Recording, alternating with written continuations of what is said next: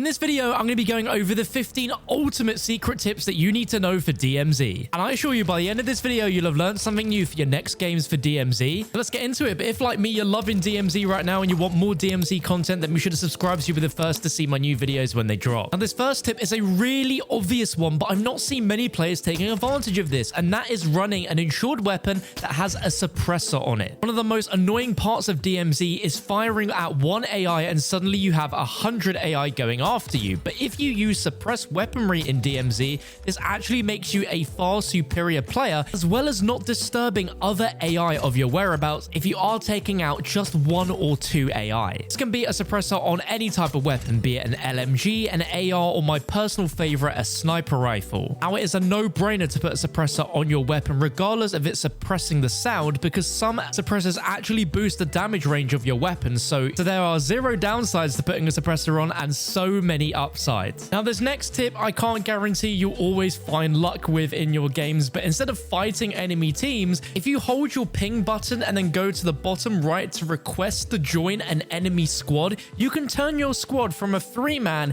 into a potential 6-man squad. Now, when you're rolling through the DMZ with a 6-man squad, it is very unlikely that other teams of 3 are going to be able to take you out. It is super useful to try this if you find teams doing similar faction missions to you, as that progress tracks for everyone, and is also an incredibly fun way to play DMZ as you won't always come across it. Now, for tip number 3, it's something that you want to be aware of when you are using keys. Now, most keys have 3 maximum uses before they'll be destroyed, and using the key at a site will obviously use up one of the uses. But what you might not be aware of is if you're the one using the key and you're opening deadbolt doors within that area you've just unlocked, that actually counts as a key use. So be aware of that and be sure to get your teammates to open the deadbolt doors rather than you, as it will actually save your key uses for future games. And why the game does not tell you about this is beyond me. Now, this next tip again is quite an obvious one, but if you didn't realize, you can actually reduce your insured weapon cooldown time whilst you're still in the game. And instead of risking extracting with tons of cash,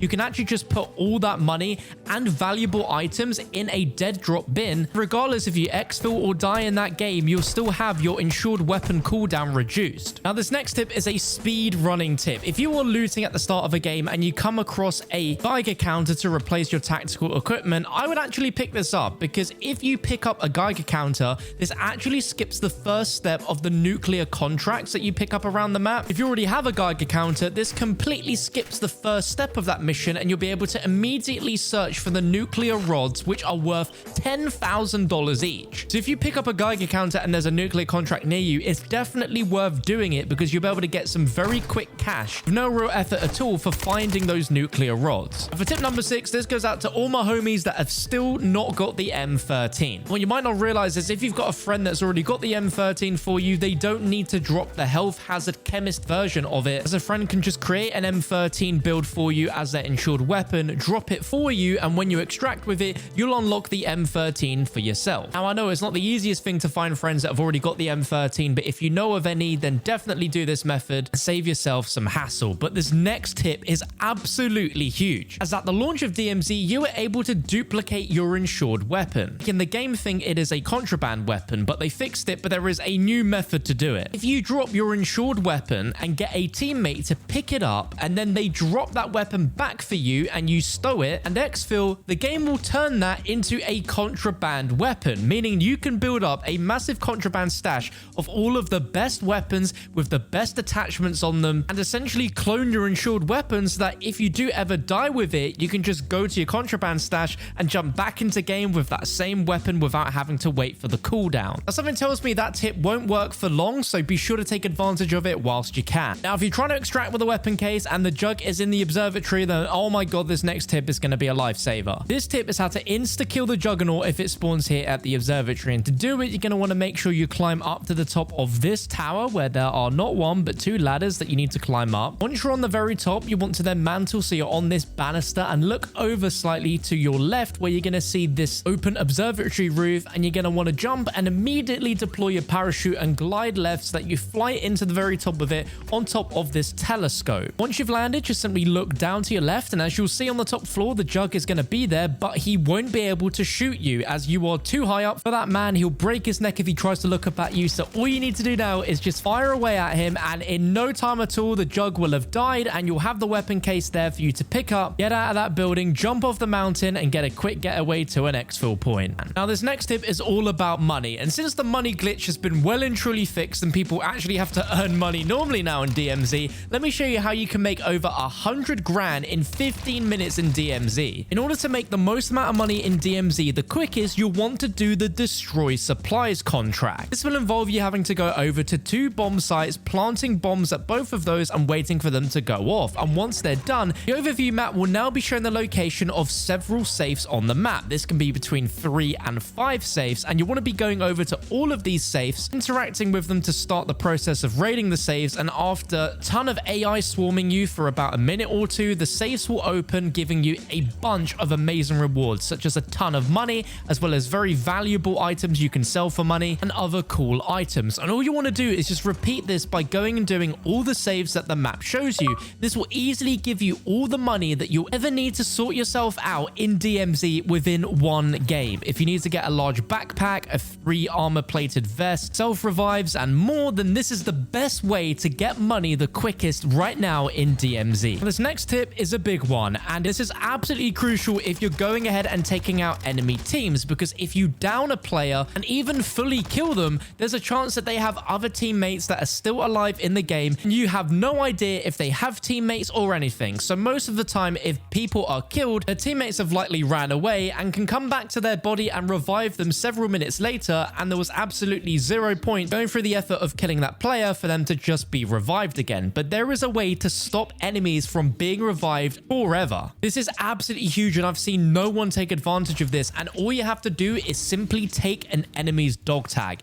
If you take an enemy's dog tag, you prevent that player from being revived for the entire of the game. The only downside is that their teammates will be able to see where you are on the map. However, there is a big way to counter this, and it's to simply just drop the dog tag somewhere. As long as you don't have it on your person, they won't be able to track where you are. They will only be able to see the location of the dog tag itself. But if you grab that dog tag, sell it immediately, and they'll never be able to revive their teammate. Now, this next tip is absolutely huge that me and my friend came across by complete accident, and this is how to instantly complete a hostage rescue contract. And these are so useful as they create your own personal XFill, so you don't need to use the main 4 XFill points that some players in game are now camping at to farm kills. So what you want to do is you want to be looking around the area where the hostage rescue contract actually is, because the way this contract works is that the hostage itself is already spawned in somewhere in a building close by to where the contract is. Now, the majority of us have some subtitles appear in game when enemies are talking in different languages, and you'll be able to see a subtitle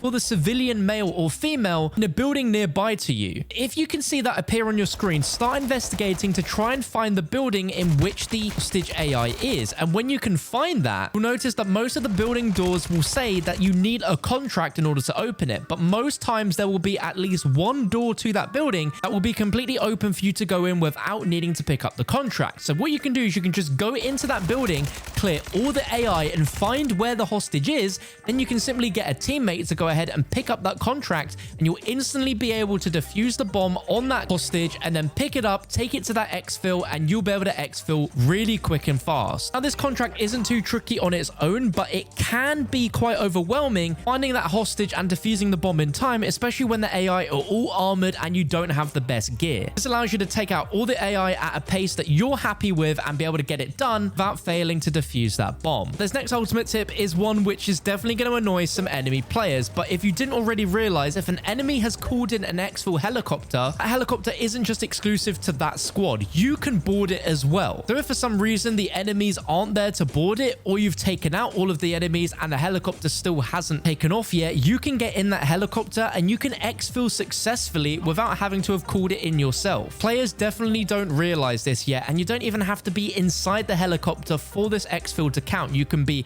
on the front front of it in front of the pilot's front windscreen. You can even be on the circular bit above the helicopter blades and you'll still successfully exfil. Sometimes taking the less obvious route out might actually help you out. Now, my next ultimate tip comes in really handy once you are used to DMZ, you've played it a lot, and once you start learning and remembering spawn points, you can use that knowledge to your advantage, as a lot of the time you will spawn very close to another team of 3. If you want to ruin a team's day within minutes of a game starting, you can actually rush other teams near you to guarantee your survival, as there's a chance that they might have also learned where you've spawned and they might be rushing you. So it is very important to be wary the moment you spawn into DMZ to not let your guard down, because a lot of players are starting to get very savvy about where other teams may have spawned in conjunction to them. Now, this next tip is an absolute game changer and one which I hope all of you take advantage of in the future. Driving around in DMZ, we've all gotten used to having to go to a gas station in order to refuel our vehicle, but did you know if you take a gas can with you when you're driving around in a vehicle, you can instantly refuel your vehicle without having to stop at a gas station? It's as simple as opening your backpack, hovering over the gas can, and you'll see a prompt to refuel your vehicle. This is an absolute game changer and shows that some of these items around the map aren't as useless as they seem. In conjunction with this tip, here is another amazing tip. If your vehicle tires get popped, you don't have to go to a gas station in order to repair it. All you need to do is literally get out of your vehicle, go up to the tire that's popped, and you'll see a prompt appear on your screen to fix the car tire. Out of nowhere, your DMZ character has become the biggest mechanic known to man and can make new tires appear out of thin air and pop them straight on your vehicle. So in future, if teams are shooting at your vehicle and they pop your tires, if you can stop somewhere for a brief moment, you can repair your tires and then be on your way again, getting out of what would probably be a near-death situation. And for my last and final tip, it is going to be one of the most underrated pieces of tactical equipment that no one in DMZ is using, and that is the spotter scope. This thing is going to change the way that you play DMZ, especially if you're not rocking a sniper. The spotter scope gives you a free first-person scan of